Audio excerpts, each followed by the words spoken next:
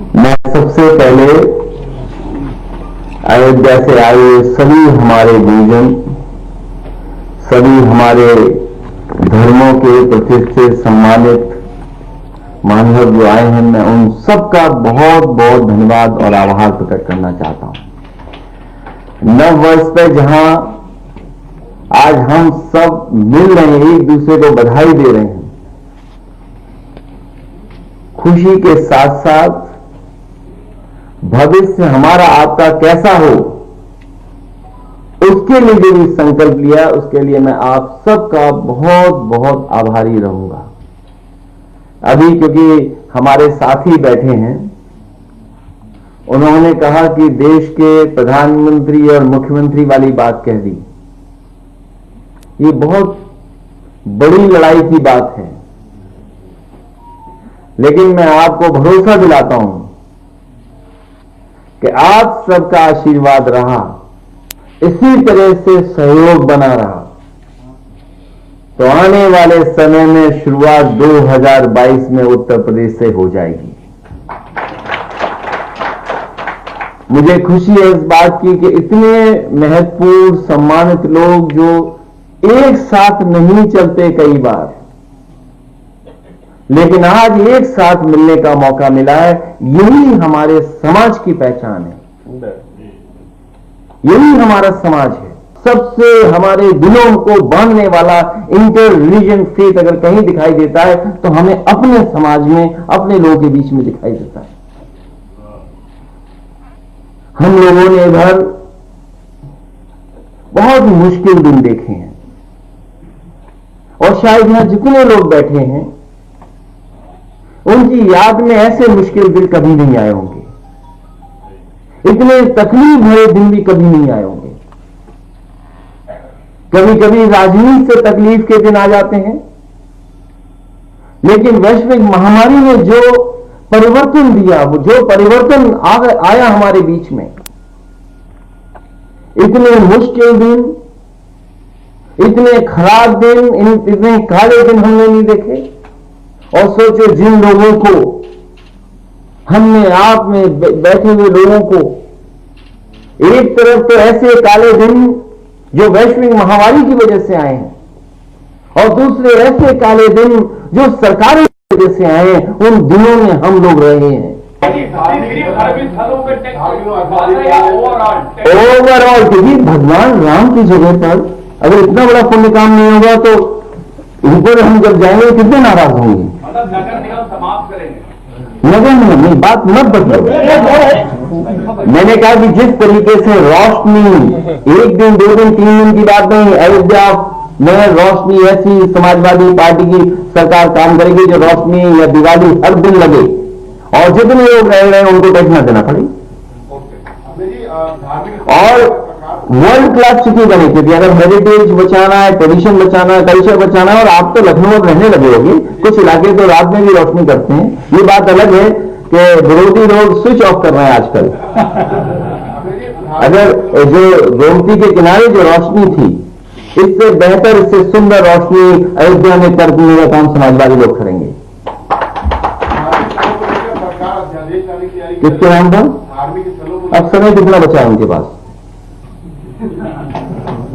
किस बात के लिए अध्यादेश ला रहे हैं? बताओ, सरकार कभी सोचती है अपने फैसलों पर? यही सरकार जो उत्तर प्रदेश की सरकार है, अगर आप इंटर रिलीजन शादी करते तो 50,000 रुपए मिलेगा आपको, इनके साथ शादी करते तो 50,000 रुपए मिलेगा। और फिर कैसा कानून ला रहे हैं आप? क्या आप लखनऊ यूनिवर्सिटी में कविता नहीं सुनी थी? शायद वो लाइनें मैं नहीं बोल सकता, मेरी हिम्मत नहीं वो लाइनें बोल दूं। न खाऊंगा न खाने देने के बाद जो बात कही थी, क्या आपने नहीं सुनी? हमारे पत्रकार साथी रहेंगे, हमारी हिम्मत नहीं है वो बात कहने की। अगर किसी और ने कही होती तो जेल चला गया होता आज। लोग चुप क्यों हैं? यही तो बात है। अगर पवन बोलेंगे, यहां पर कोई लोग बैठेंगे तो मुकदमा लग जाएगा। आपके अपने लोग कुछ भी बोले। क्या एक योगी के लिए ऐसी भाषा का इस्तेमाल हो सकता है? मुझे बताओ पत्रकार साथियों, अगर किसी ने कविता सुनी हो तो। योगी आदित्यनाथ जी मुख्यमंत्री हैं, अयोध्या चले जाते हैं और कहते हैं कि नहीं, गलत शब्द हो रहा है। वो अक्सर गोरखपुर जाते हैं।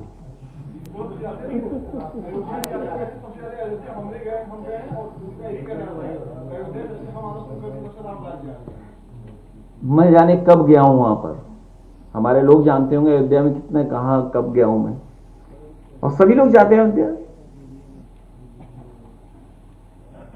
पारा जो है 0.5 पे पहुंच गया है। किसान आंदोलन करते करते 35 किसान शहीद हो चुके हैं। मैं किसान भाइयों को बधाई देना चाहता हूं, धन्यवाद देना चाहता हूं। उनके हर संघर्ष में समाजवादी पार्टी उनके साथ है।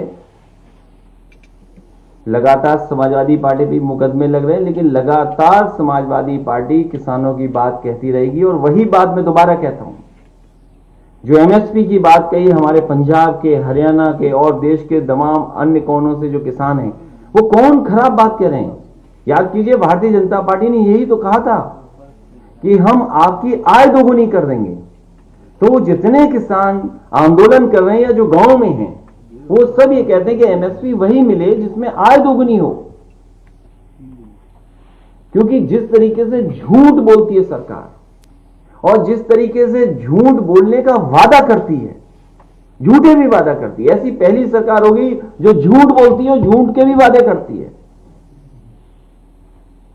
झूठ बोल करके झूठे वादे, ऐसा मैंने कहीं नहीं देखा होगा। और शायद जितने लोग बैठे हैं, पुराने लोग हैं, उन्होंने ऐसी सरकार नहीं देखी होगी जहां झूठ और झूठे वादे किए जा रहे हो। ऐसे सम्मेलन के सहारे आप भाजपा पर राम मंदिर मुद्दा नहीं बुलाने देंगे? देखिए, हम अयोध्या के लोगों के लिए कुछ देना चाहते हैं। अगर हमसे चाहते छीन लें हमसे, तो हम कहते हैं फ्री कर दें, आज कर दें, आज रामराज ला दें वहां पे। वो नगर निगम बनाकर अपनी उपलब्धि गिना रहे हैं, आपने आज ऐलान करके कि आपने मैं तो इतनी बात नहीं कह पाऊंगा, लेकिन जो बात कही है समाजवादी पार्टी ने वो करके दिखाएगी। अखिलेश जी, इस बार के मैनिफेस्टो में विकास कार्यों के अलावा क्या धर्म को लेकर कुछ पॉइंटर्स रहेंगे क्या समाजवादी पार्टी? मैं बहुत बड़ा धार्मिक हूं, आपको पता ही नहीं है। मेरे घर के सामने मंदिर है, घर के अंदर मंदिर है। जिस मुख्यमंत्री आवास को छोड़ के आया उसमें सबसे सुंदर मंदिर मैंने बनाया। ये क्या नई बात है आपकी? हाँ, ये बात अलग है कि शेर, चीता और जानवरों को भी रखने की जगह बनाऊंगा।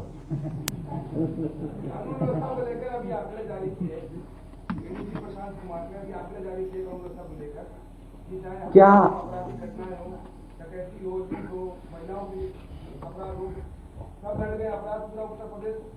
सरकार झूठ बोलती है? और अगर आप पहला शब्द ये मान लें कि सरकार झूठ बोलती है, उसके बाद आकलन करिए। मुझे सरकार ये बताई कि सबसे ज्यादा उत्तर प्रदेश में फेक इनकाउंटर हुए कि नहीं हुए हैं? धर्म के आधार पर, जाति के आधार पर फेक इनकाउंटर हुए कि नहीं हुए हैं?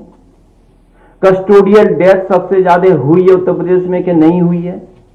नेशनल ह्यूमन राइट कमीशन ने सबसे ज्यादा नोटिस उत्तर प्रदेश की सरकार को दिए कि नहीं दिए हैं?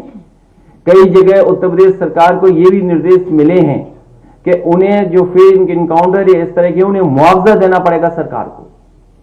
क्या यह हुआ है कि नहीं हुआ है? क्या कोर्ट ने यह नहीं कहा कि जंगल राज है? क्या खुलेआम हमारी बेटियों के, बहनों के साथ घटनाएं नहीं हो रही? क्या झूठे मुकदमों के नाम पर लोगों से वसूली नहीं हो रही? कितना भ्रष्टाचार देखा है लोगों ने, सोचिए आप। जब सबके वेतन में कटौती हो गई, कोई नहीं बचा जिसके वेतन में कटौती नहीं हुई हो कोविड के नाम पर। और सोचो क्या मिला लोगों को। इतना अन्याय कभी लोगों के साथ नहीं हुआ होगा जितना भारतीय जनता पार्टी की सरकार में रहा। और झूठे मुकदमे जिस पे चाहती है उस पर पुलिस लगा देती है। बताओ, आईपीएस क्या किसी के साथ नृत्य नहीं कर रहा था, डांस नहीं कर रहा था वो आईपीएस रामपुर का? याद कीजिए आईपीएस को। क्या आपने व्हाट्सएप पे नहीं देखा उसका डांस? क्या आईपीएस का झगड़ा भ्रष्टाचार पे नहीं देखा आपने? जो पुलिस एनकाउंटर कर देती है कि ऐसे व्यक्ति जिसपे कोई मुकदमा नहीं है और आईपीएस को नहीं ढूंढ पा रहे हैं। उसी आईपीएस ने एक आदमी को मरवा दिया पैसे के लिए। क्या आगरा में अभी एक नई जान चली गई ट्रॉली में, पुलिस ने क्या किया? और 10, 12, 15, 20 गांव में पुलिस जा रही है। क्या पुलिस का ये काला चेहरा होगा इस तरह का पुलिस का? क्या आईपीएस इसीलिए बने ये लोग झूठ बोलने के लिए? क्या सवाल कर रहे हो? सवाल उनसे करो जाकर के जिनका सवाल सुन करके आए हो।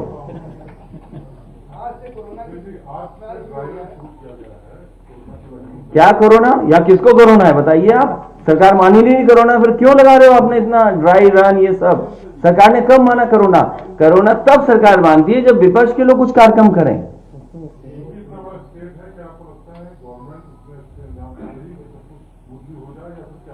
ये सरकार जो ताली थाली बजाने से कोरोना हटा रही थी, उसे क्या जरूरत है इतने फ्रीजर्स, इतनी बड़ी कोल्ड चेन बनाने की? अरे थाली ताली बजा दो, अपने आप कोरोना चला जाएगा। भाई आप खुद बताइए ना, आप खुद सोचिए। जिस सरकार ने ताली थाली और हेलीकॉप्टर उड़ाए हों अस्पतालों पे, क्या जरूरत है इतनी बड़ी चेन की? क्यों वैक्सीन की क्या जरूरत है? हम लोग आप सब बिना मास्क के बैठे हुए हैं यहां। ये केवल कोविड उनके लिए, विपक्ष के लिए कि कोई कार्यक्रम न कर ले विपक्ष, और ये चलाएंगे इसी के बहाने महंगाई, इसी के सामने बेरोजगारी, इसी से अन्याय छिपाएंगे अपना। क्या नौकरी दी? मुख्यमंत्री का कहिए तो मैं प्ले करा दूं। अभी मैं चाहूंगा कि वो उनका स्टेटमेंट उतना ही प्ले करो जिसके नौकरी और मेट्रो के लिए कहा उन्होंने। कहा 4 लाख 3 लाख नौकरी, फिर 15 लाख, फिर कहा 1.5 करोड़ नौकरी। पवन पांडे जानते नहीं 1.5 करोड़ का उन्होंने रोजगार, और किसी को नौकरी रोजगार नहीं मिला। अरे ये सभासद आए हैं, राम मंदिर जहां बन रहा है वहां के सभासद हैं, आसपास के सभासद हैं, बताओ उनके मोहल्ले में किसको नौकरी मिली है? लो बताइए, वहां नहीं मिली।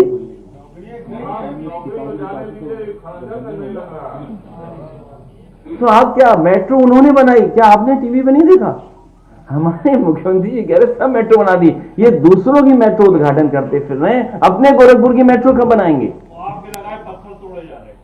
हमारे लगाए हुए पत्थर भी तोड़ रहे हैं, नाम भी बदल रहे हैं, उद्घाटन का उद्घाटन भी कर रहे हैं। ये पहले दुनिया के मुख्यमंत्री हैं जो अपना उद्घाटन का उद्घाटन कर रहे हैं। एक एक योजना का 3 बार उद्घाटन कर रहे हैं। अरे आप कह रहे थे मुख्यमंत्री जो निकल रहा था मन से, निकलते निकलते बात रह गई। अरे तो हमारे दोस्त हो, कोई बात नहीं।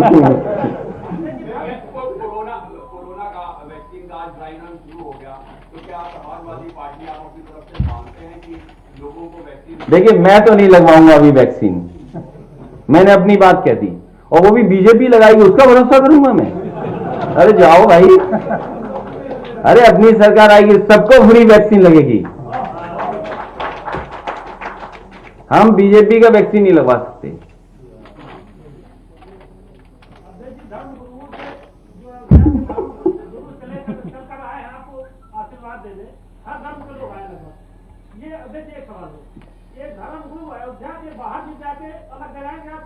नहीं, ये धर्मगुरु हमें अयोध्या फैजाबाद में मदद करेंगे, दूसरे जिले के धर्मगुरुओं को दूसरी जगह हम संपर्क करेंगे और इनसे हम सहयोग मांगेंगे, उनसे भी हमें सहयोग कराएं। किसानों को लेके आगे क्या प्रोग्राम्स आपके हैं? किसानों के लिए मंडी बनवाई थी, आप जाके देखिए कितनी मंडियां बनी थी। मंडियां सब या बेच रहे हैं ये लोग या काम नहीं कर रहे हैं। इसका मतलब ये था कि इनकी प्लानिंग में था कि मंडियों को खत्म करना है। 4 साल से जो मंडियों में काम चल रहा था, उन मंडियों को नहीं काम पूरा किया उनका। फैजाबाद में मंडी बननी है नई, मान लीजिए आजमगढ़ में नई मंडी बननी थी, सुल्तानपुर में नई मंडी बननी थी, गाजीपुर में नई मंडी बननी थी, झांसी में जो मंडी बनवाई समाजवादी ने, जालौन में जो बड़ी मंडी बनवाई, आपके बांदा में बनी नई मंडी, उन मंडियों को काम पूरा नहीं किया और सुविधाएं भी नहीं थी जिससे किसान वहां जा सकें। इसका मतलब लॉन्ग टर्म प्लानिंग थी। और जो लोग आटा खाते होंगे वो जानते होंगे पैकेज आटा की जो मांग है, डिमांड है, लगातार बढ़ती जा रही है बाजार में। तो उनकी नजर यही है कि सब कुछ पैक्ड बेचें लोगों को, और साल 2 साल में नजर आएगा परिवर्तन कैसा दिखाई देगा। कभी हमने मोबाइल फ्री लिए थे, आज बिल देना पड़ रहा है कि नहीं देना पड़ रहा? आपने नोटबंदी सब रुपया जमा कर दिया इस भरोसे पे कि कालाधन चला जाएगा। क्या कालाधन आ गया या कालाधन खत्म हो गया? और फिर कितने पैदल चलने वाले लोगों की जान गई है, सोचिए आप। तो इस सरकार के किसी फैसले पे भरोसा जनता को नहीं है। बहुत धन्यवाद। नववर्ष की सभी हमारे पत्रकार साथियों को बधाई, शुभकामनाएं और हमारा आपका आने वाला समय अच्छा हो।